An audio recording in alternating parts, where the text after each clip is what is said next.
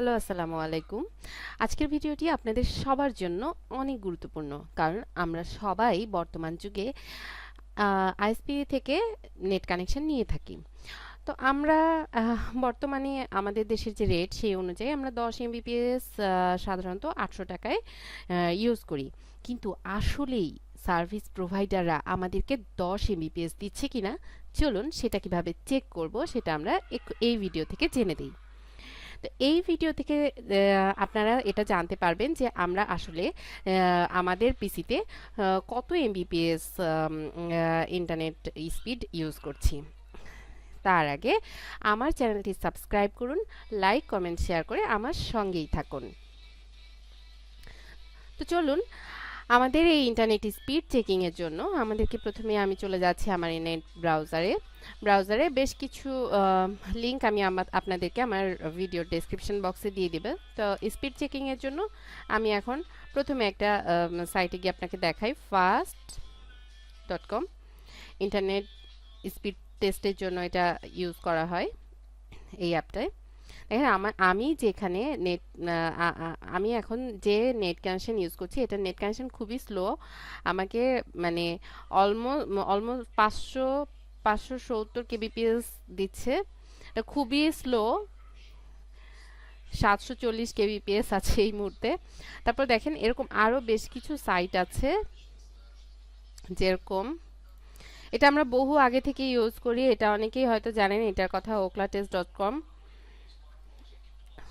oklaspeedtest.com। এটা আমরা বহু আগে থেকে ইউজ করি, এটা আপনারা অনেকেই হয়তো জানেন, অনেকে হয়তো এটা ইউজও করেছেন। এটা অনেক ইন্টারেস্টিং একটা অ্যাপস। এখানে গেলে আপনারা আপনাদের নেট কানেকশনের স্পিড তো জানতে পারবেনই, উল্টা অন্যান্য সার্ভার, আশপাশের সার্ভারগুলোর সাথে নিজের নেট কানেকশনের সার্ভারকে আপনারা কম্পেয়ার করেও দেখতে পারবেন। আমার এখানকার নেট কানেকশন খুবই স্লো, এর জন্য এটা লোডিং হতে বেশি সময় লাগছে।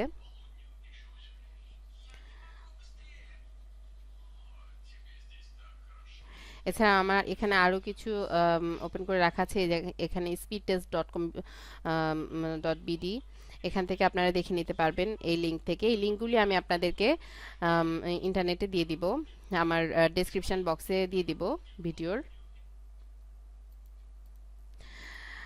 আমি এই যে আমার এই মুহূর্তে আছে 1.1 এমবিপিএস।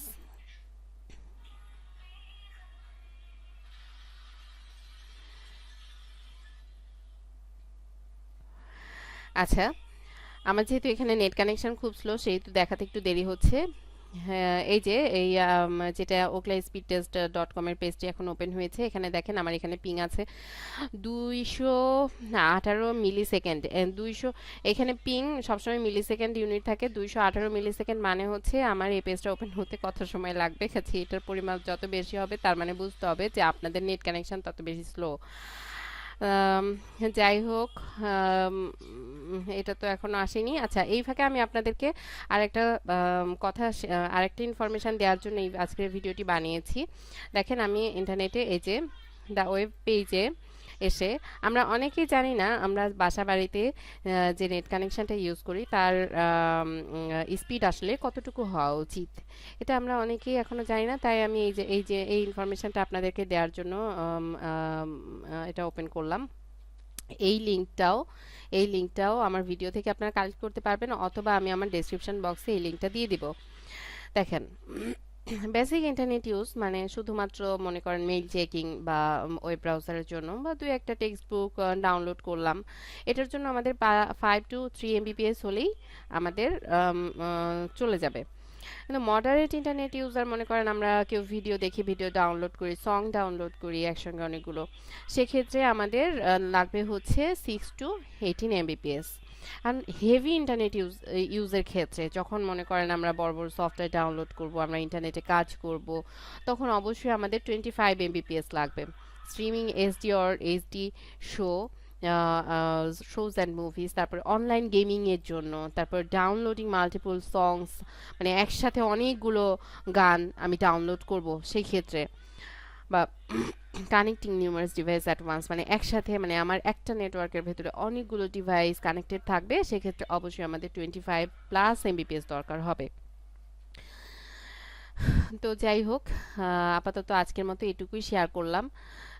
আমার মনে হয় এই ভিডিওটি আপনাদের কাজেই দিবে, কারণ আমরা অনেকেই জানি না।